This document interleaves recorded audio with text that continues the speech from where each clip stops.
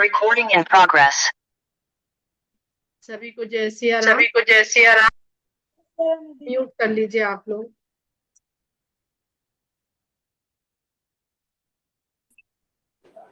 रामचरितमानस के अयोध्या कांड में दोहा संख्या 218 से हम लोग आगे बढ़ेंगे आज, जो इस प्रकार है कि मनहु न आनी अमर पति, रघुबर भगत अकाजु, अजसु लोक परलोक दुख, दिन दिन शोक समान।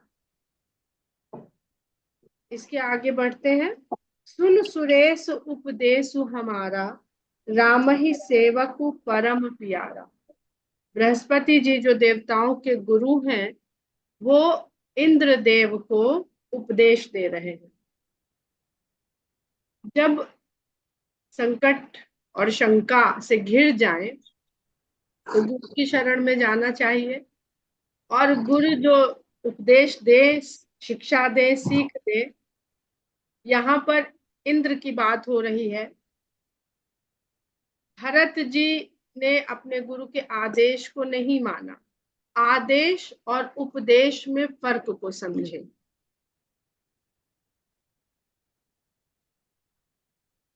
और उन्होंने आयसु, आज्ञा, यही सब शब्दों का गोस्वामी जी ने प्रयोग किया है। और एक और चीज यहाँ पर समझने वाली है कि भरत जी भक्त के रूप में हमारे सामने रखे जा रहे हैं, भक्त ही हैं। तो भक्त का आचरण, और इंद्र जो है एक ऐसे जीव का प्रतीक है जो इंद्रियों के वशीभूत रह करके, यानी बुद्धि, सारी इंद्रियां कहाँ तक सारी सूचनाएं पहुंचाती हैं? बुद्धि तक। परंतु वह बुद्धि जो सुख, सुविधा, वैभव, इसमें अपना सुख ढूंढती है, ऐसी ही बुद्धि इंद्र है, या ऐसा ही व्यक्ति इंद्र है। और इन सब साधनों के द्वारा वो स्वर्गिक सुखों की प्राप्ति तो कर लेता है, क्योंकि कर्मठ है, लेकिन उसे सदा ये भय सताता रहता है कि यह सब उससे कहीं छिन न जाए, कोई दूसरा न ले ले, और उनका अस्तित्व न समाप्त हो जाए। जो देवताओं और इंद्र ने जिसके अपने अस्तित्व को बचाने के लिए ही तो ब्रह्मा की शरण में गए, फिर शंकर की शरण में गए, फिर भगवान विष्णु से उन्होंने इस प्रकार की प्रार्थना करी थी बालकांड में कि जय जय सुरनारायण। अब हम लोग आगे बढ़ते हैं, यहाँ पर रहते हैं। इतनी बात इसलिए बताई कि ये पूरा जो वार्तालाप है उसमें क्या आध्यात्मिक संदेश है, ऐसा आध्यात्मिक संदेश जो मानवीय जीवन जीने में हमारी गुरु के समान सहायता करे। तो कहते हैं, सुन सुरेश उपदेश हमारा, हे देवों के स्वामी, हमारा उपदेश सुनिए। और राम ही सेवक परम प्यारा, राम को अपना सेवक परम प्रिय है।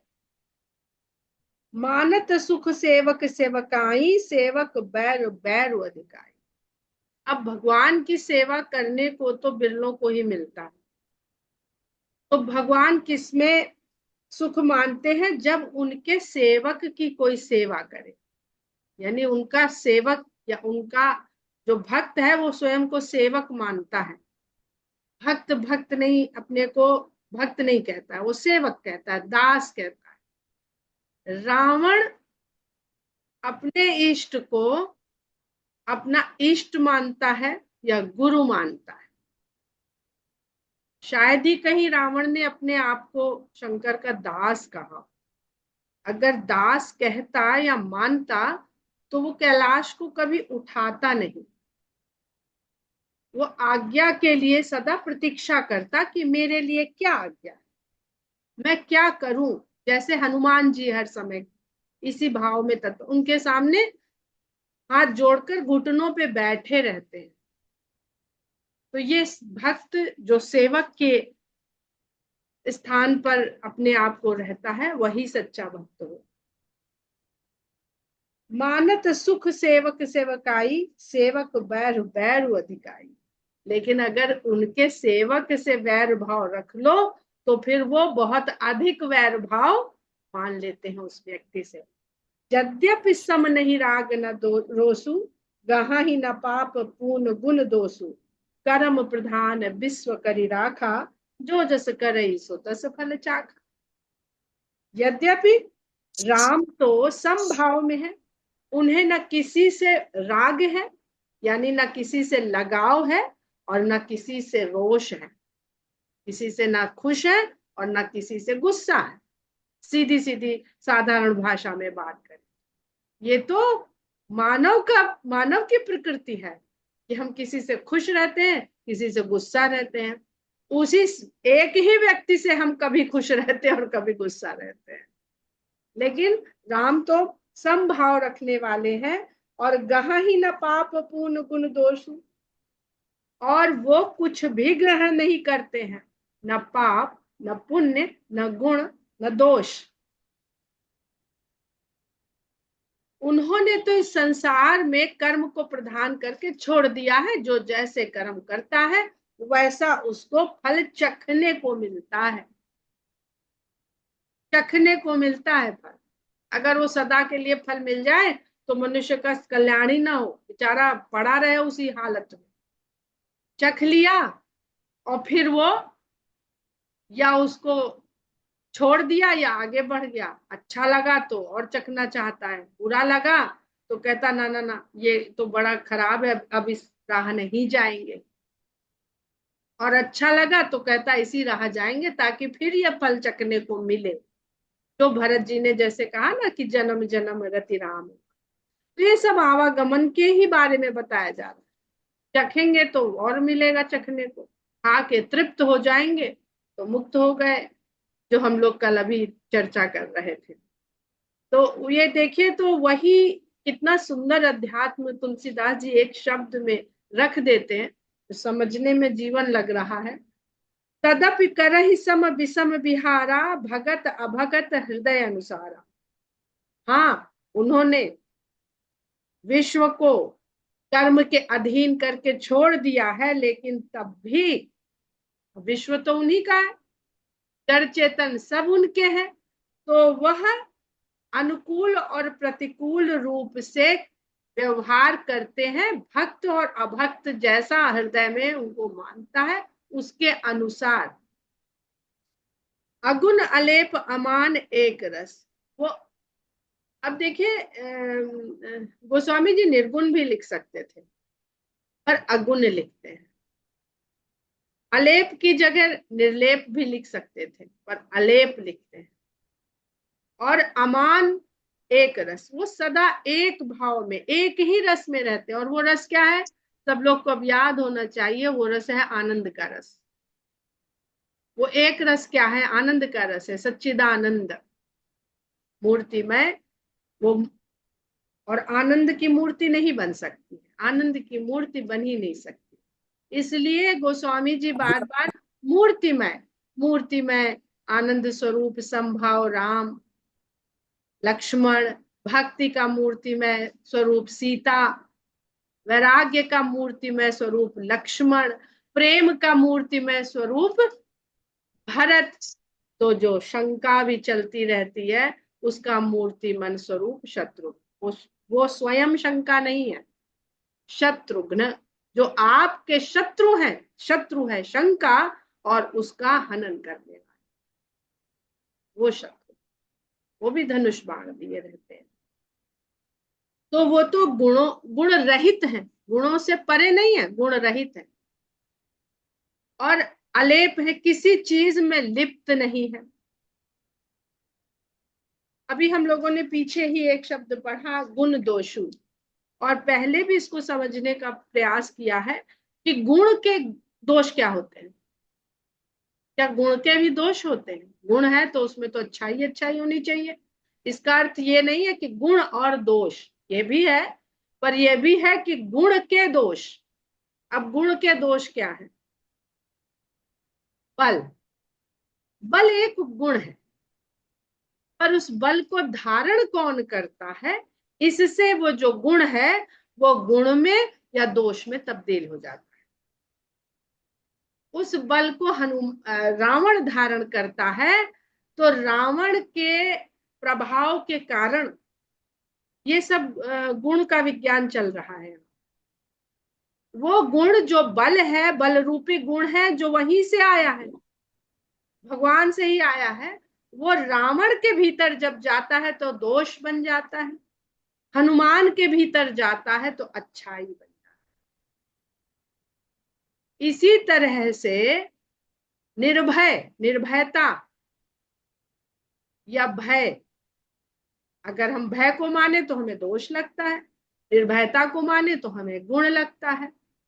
पर ये निर्भयता बाली के भीतर जाती है तो दोष बन जाती है, और ये भय सुग्रीव के भीतर जाता है तो गुण बन जाता है।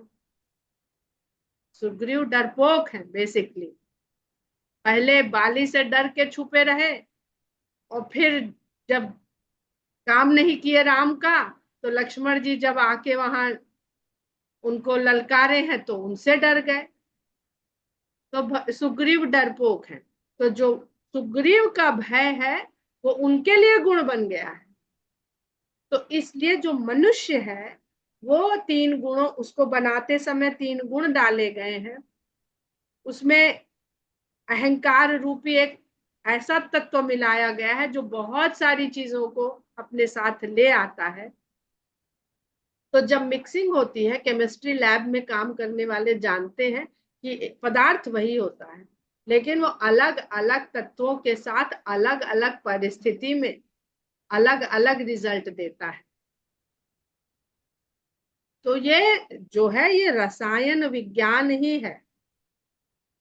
और शविनाथ जी जानते हैं, आदित्य शुक्ला जी हैं, वो रसायन शास्त्री हैं, और बड़े उससे हनुमान जी के बहुत भक्त हैं, और बड़े खुले दिल से कहते हैं कि सबसे बड़े रसायन शास्त्री तो हनुमान जी हैं, क्योंकि राम रसायन तुम्हारे पास। तो जीवन का, संसार का जो सबसे परम तत्व है रसायन का, वो है राम के प्रेम में डूबने वाला रस, राम रूपी रस। काम रस त्याग प्यारे, राम रस पगिए। सीताराम सीताराम सीताराम कहिए। तो ये यहाँ पर यही इन्हीं सब चीजों की बात हो रही है। ये इसलिए इतना बता रहे हैं कि कैसे भगवान निर्गुण है और हम सगुण भगवान की यहाँ पे चर्चा करते हैं, रोज समझने का प्रयास करते हैं।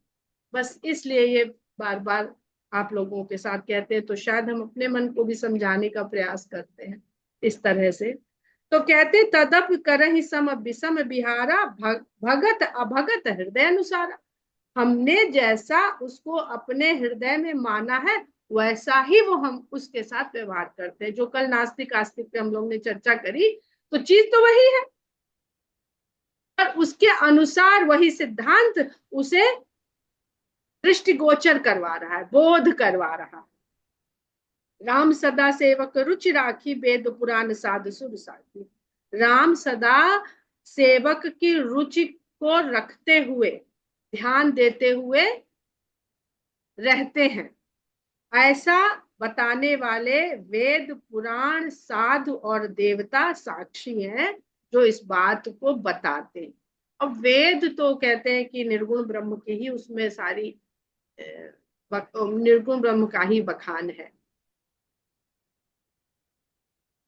अस जिय जानि तजहु कुटिलाई, करहु भरत पद प्रीति सुहा। ऐसा हृदय में लाओ, इस ज्ञान को समझो, बैठाओ थोड़ा, बुद्धि में नहीं, अस जिय जानि, जी में, क्योंकि बुद्धि तो फिर तर्क मांगेगी।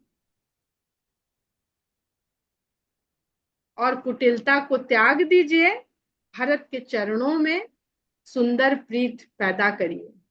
राम भगत परहित निरत, पर दुख दुखी दयाल, भगत शिरोमणि भरत ते, जन डर बहु सुर पाल।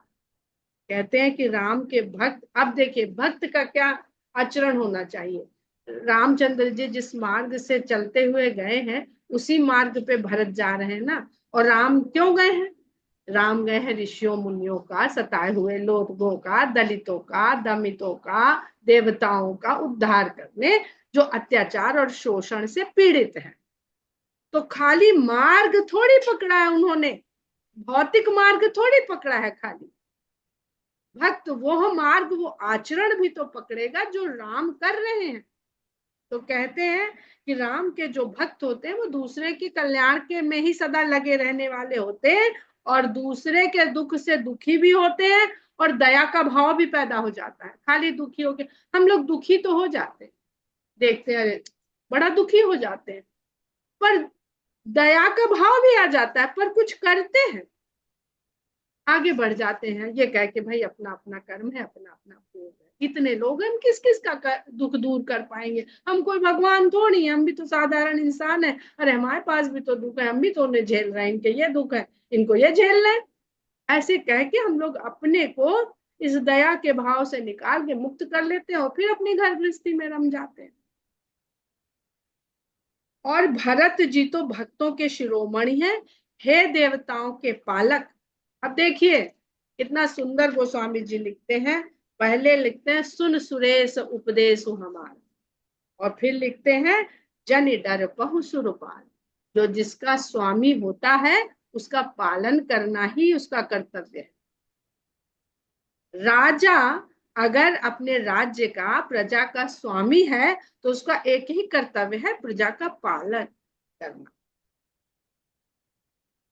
तो कहते हैं उनसे क्या डरना। सत्य संध प्रभु सुरहितकारी, भरत राम आय सुनुसारी। भगवान तो सत्य पे दृढ़ प्रतिज्ञ रहने वाले हैं, और ये सब जानते हैं कि आप ही लोगों की प्रार्थना पे, आप ही लोगों का कल्याण करने के लिए वो आए हैं, और भरत राम की आज्ञा के अनुसार ही, इच्छा के अनुसार ही चलने वाले हैं। स्वार्थ भी बस विकल तुम हो। अब व्याकुलता जीवन में आती क्यों है हमारे? स्वार्थ के वशीभूत हो जाते हैं। आप स्वार्थ के वशीभूत होकर के व्याकुल हो रहे हैं। भरत दोष नहीं राउर मोह। इसमें भरत का दोष नहीं है, आपका मोह है इसका कारण।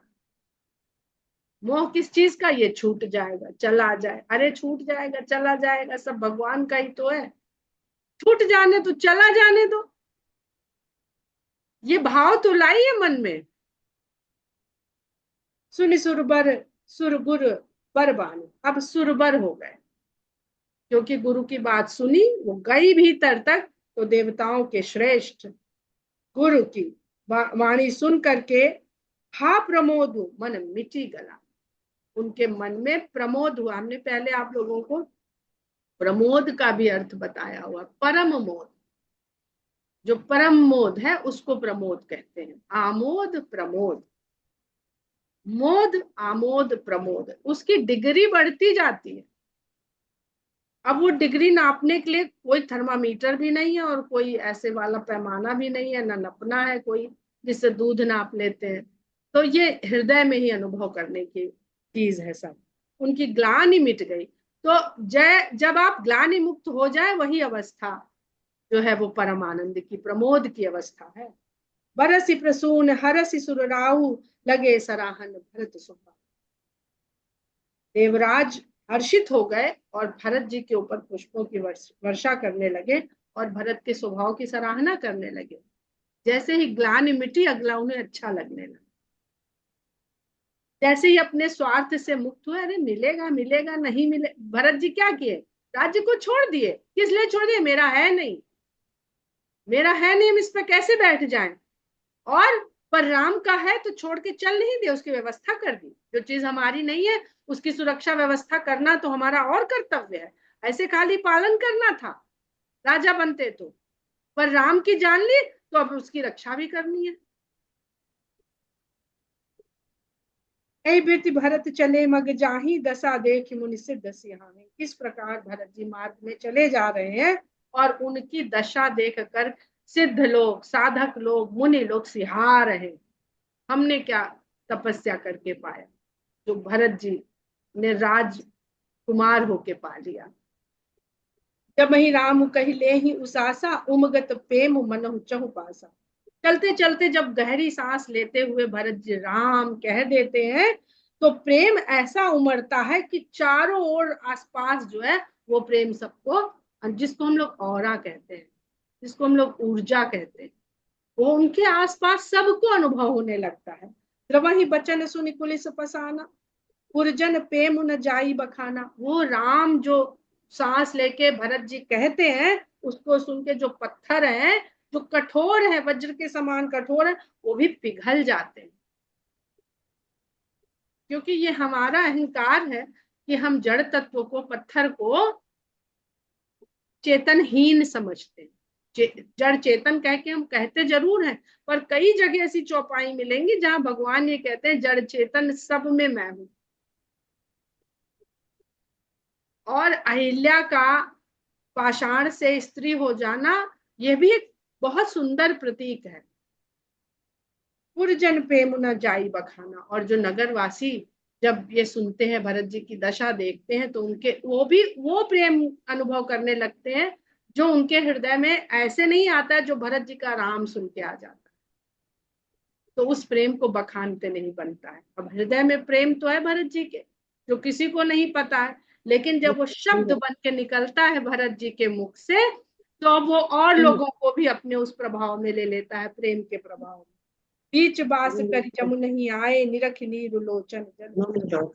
बीच में मार्ग के मध्य में कहीं लोगों ने निवास किया और उसके बाद यमुना तक पहुंचे। और यमुना जी के जल को देख करके सबकी आंखों में जल भर आया। रघुबर बरन बिलो की बर बारी समेत समाज होत मगन बारिद चढ़े। जब हम लोग भगवान का नाम लेते हुए भगवान के ध्यान में जाते हैं, तो सबसे पहले रंग दिखता है। कौन सा रंग? श्यामल। और अगर वो श्यामल रंग दिख रहा है तो उसे अज्ञान न माने, उसे माने राम के रंग के दर्शन आपको हो। जो काला रंग है उनका, उसके अब रंग दिख गया है तो रूप भी एक दिन दिख जाएगा। और जल तत्व, श्वास, सबसे पहले श्वास, पांचों तत्व की बात हो रही है। श्वास जो तत्व है उसमें मिला राम का नाम। आगे बढ़े तो जल तत्व, जल तत्व में मिला राम का रंग, तो सगुण तो होने लगे राम, जिसकी बात शब्द से ही सबसे पहले सगुण होता है। जो पंथ इस बात को नकारते हैं कि सगुण भगवान, सगुण ब्रह्म जैसा कुछ भी नहीं है, उनको अपने अपने इष्ट को, अपने परमात्मा को कोई नाम नहीं देना चाहिए और किसी वंदना से, स्तुति से उनकी आराधना, उनकी स्मरण नहीं करना चाहिए, क्योंकि हम शब्द में तो बांध दिए उन्हें। और ये कितना असंभव सा लगता है कि हम निर्गुण कह रहे हैं और शब्द के द्वारा उसकी बात कर रहे हैं। बात करने की आवश्यकता क्या है निर्गुण की? पर उसके अधीन सबको होना पड़ता है, उस समझ समझ का फेर है बस। और लोग अभी गांधी जी के राम दशरथ के राम नहीं है, वो कोई और राम है। तो मेरा एक ही प्रश्न था कि गांधी जी का स्वप्न था राम राज्य की स्थापना। अगर गांधी जी के राम दशरथ के राम नहीं है, तो कौन से राम राज्य की वो इच्छा लिए हुए हैं मन में? उस राम का तो कहीं कोई राज्य ही नहीं है। राम राज्य को दिखाया तो सामने दशरथ नंदन राम ने है। तो अपने आप में कितना लोगों के भीतर कंफ्यूजन है। जमुन तीर रघुबर बरन बिलो की बर बारी समेत समाज। यमुना जी के राम के रंग वाले श्रेष्ठ जल को देख करके पूरे समाज सहित होत मगन बारिधि विरह, उनके विरह में, विरह रूपी समुद्र में मगन होते हुए सारे लोग जो भरत जी के साथ है, चढ़े विवेक जहाज, विवेक रूपी जहाज पर चढ़ गए। के नाम के दर्शन हो गए, रंग के दर्शन हो गए, तो पहले तो विरह ने सताया उन्हें, डूबने लगे। अरे ये राम का रंग है, इसी रंग के तो राम है, पर हम जिनसे दूर हैं, दूर हैं, दूर हैं। तो फिर विवेक ने बताया कि ये दो तो पार कर लिए भैया तो जल्दी ही दर्शन भी हो जाएंगे। तो विवेक ने उन्हें बताया और उस जहाज पे वो सवार हो गए कि बढ़े चलो आगे। दो चीज पहुंच गई है तो फिर पूरे राम भी दिखेंगे। जमुन तीर ते दिन कर बासु, भय उस समय सब सब ही सुपासु। यमुना के किनारे उस दिन वास किया। अब रुक गए क्योंकि मगन हो गए ना। राम के रंग में ही मगन, बहुत लोग राम के रंग में ही मगन हो जाते हैं, वहीं टिक जाते। क्या बुराई है उस, कोई नाम में मगन होके वहीं रुक गया, कोई रंग में मगन होके वहीं रुक गया। अपनी, हम आत्मा की बात कर रहे हैं, ये आत्मा जो इसको अनंत यात्रा करनी है। और कोई रूप में मगन होके रुक गया, कोई श्रवण में सुन के खाली मगन होके रुक गया। जैसे शबरी थी, वहीं रुक गई जहां उन्होंने सुन लिया अपने गुरु से, तो सुन के मगन, उन्होंने तो कुछ नहीं देखा। और भयो समय सम सब ही सुपासु, और जो समय था वो सबके लिए अनुकूल हो गया। सुपासु रात ही घाट घाट की तरनी आई, अग्नि जाही न बरनी। और रात में घाट घाट से नौकाएं आकर के वहां लग गई, जो अनगिनत थी, जिनकी संख्या भी नहीं बताई जा सकती। तो अब ये क्या है, ये वही वैतरणी जिसकी बात होती है। अगर ये सहारा ले लिया तो रातों रात आपको पार उतारने वाली नौकाएं कहाँ से आ जाएंगी, कौन बन के क्या बन के आ जाएंगे, आपको पता नहीं चले। अभी हम लोग बाराबंकी जो समाज सेवा के लिए जाते हैं, तो वंदना वहां पर साथ में थी, हम लोग भटक गए कि ये तो जगह बहुत पतली सी आ गई, पहुंचेंगे कि नहीं, या तो गाड़ी भी जाएगी कि नहीं। एक मोटरसाइकिल में आदमी वहां खड़ा हुआ। जैसे ही हम लोग पहुंचे, उससे पूछा, उनका हाँ हाँ ये बस आगे आइए, हम आगे आगे चलते हैं। अब वह पीछे पीछे आए, और जैसे ही हमारा मोड़ आया उधर चला। तो ये वो रुका था हमारे लिए, वो भेजा गया था हमारे लिए। अब ये हमारा अपना विश्वास का ढंग है। तो हमने कहा हनुमान जी तो खड़े प्रतीक्षा कर रहे थे, रास्ता दिखा देंगे फिर चले जाएंगे। या निषाद राज थे, प्रतीक्षा कर रहे थे कि रास्ता दिखा देंगे फिर चले जाएंगे। ये छोटे छोटे यही सब चमत्कार हैं, जिनको हम रोजमर्रे की बात मान लेते हैं तो हमें चमत्कार नहीं लगते। तो रात ही घाट घाट की तरनी आई, अग्नित जाही नहीं बरनी। प्रात पार भय एक ही खेवा। जब इसका सहारा ले लिया तो जैसे ही भोर होगी एक ही खेमे में पार हो जाएंगे, फिर आना नहीं पड़ेगा बार बार। प्रात पार भय एक ही खेवा, एक ही बार में सब लोग पार हो गए। क्यों? क्योंकि सब जने भरत जी के साथ। तो नाव किसी को कम नहीं पड़ी। तो से राम सखा की सेवा, और रामचंद्र जी के सखा की सेवा से संतुष्ट हुए। अब यहाँ निषाद राज की बात हो रही, क्योंकि ये इंतजाम किसने किया? निषाद राज ने। ये तो उन्हीं के राज्य का कार्य है। बहुत सुंदर इनके तात्पर्य, अगर आप लोग इसमें डूबने लगेंगे ना पढ़ते हुए, तो डूबते चले जाएंगे, उससे आगे बढ़ने का मन ही नहीं करेगा। चले नहाई नदी सिर नाई, साथ निषाद नाथ दो भाई। नहा करके, नदी को शीश नवा करके, निषाद नाथ के साथ दोनों भाई चले। कह दिया है गोस्वामी जी ने सब कुछ। अपने अपना उसमें डुबाते रहिए लोटा या कलश या घड़ा, और प्राप्त करते रहिए। आगे मुनिबर वाहन पार, पाछे राज समाज जाए सब पाछे।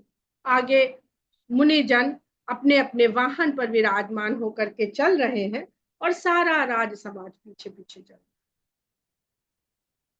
यही पाछे दो बंधु पयादे, भूषण बसन बेस सुठ साधे।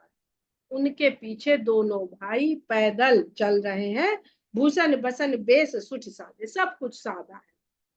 आभूषण भी, वस्त्र भी, वेश भी सादा है। देखिए कहीं भी ये नहीं कह रहे हैं कि मुनि के वेश में, भरत और शत्रुघ्न कहीं मुनि वेश नहीं करे, सादे वस्त्रों में है। सेवक सुहृद सचिव सुत साथा, सुमिरत लखन सिय रघुनाथा।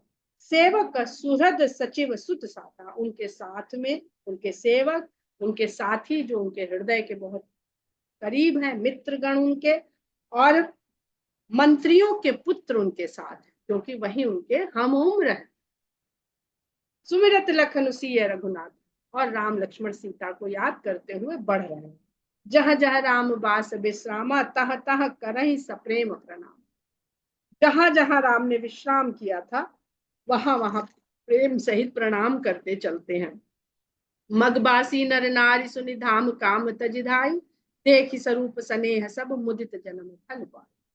मार्ग में पड़ने वाले, जो वहां रास्ते में रहने वाले लोग हैं, जो वहां निवास करते हैं, रहते हैं, उन लोगों के कान में जब ये खबर पड़ती है तो जितने भी स्त्री पुरुष हैं वो अपना धाम और काम तज के दौड़ते हैं। सब कुछ कह दिया यहाँ गोस्वामी जी ने। देख स्वरूप स्नेह सब मुदित जन्म फल पाई। और उनके इस स्वरूप को जब देखते हैं तो स्नेह से सब इतने आनंदित हो जाते हैं, मुदित हो जाते हैं। अब यहाँ प्रमुदित नहीं लिख रहे हैं, जैसे लगता है उन्होंने जो जन्म पाया उसका फल यही था और आज उस जन्म का फल प्राप्त हो गया है। हम लोग यहीं पर विराम करते हैं और धीरे धीरे आगे बढ़ेंगे। अयोध्या कांड इतना सुंदर कांड है, सुंदर कांड का लोग बहुत पाठ करते हैं। सुंदर कांड में भी एक वियोग है, वहां मिलन नहीं होता है पर पता चल जाता है और सुंदर जीवन हो जाता है। पर अयोध्या कांड को अगर पढ़ते हैं, आप कहते हैं किसी जमाने में, शायद ओम जी ने ही बताया था एक बार, जगन्नाथ जी को याद हो तो, कि किसी जमाने में जो पाठ खाली एक पाठ का होता था वो अयोध्या कांड का पाठ, क्योंकि भगवान से प्रेम हो गया, भगवान के चरणों में प्रेम हो गया भरत जी जैसा, तो फिर सब सुंदर ही सुंदर है। तो भरत जी का राम से भेंट हो रही है सुंदरकांड में। सीता जी और राम जी का मिलन नहीं हुआ, खाली मिलन हो जाएगा इसकी आशा बन गई है, पूरी हो गई है। और हम लोग वास्तव में, हमारी शायद वो हैसियत ही नहीं है, हम उस आशा के ही बल पे जीते रहते हैं। तो शायद इसलिए फिर हम अयोध्या कांड छोड़ते सुंदर कांड पढ़ते हैं। ये हे प्रभु, हमारी वो आशा बनी रहे कि हमारे मन की जो भक्ति है उसको कभी हनुमान जी जैसा आपका भक्त आपसे मिलाने में सहायता कर देगा। जय श्री राम।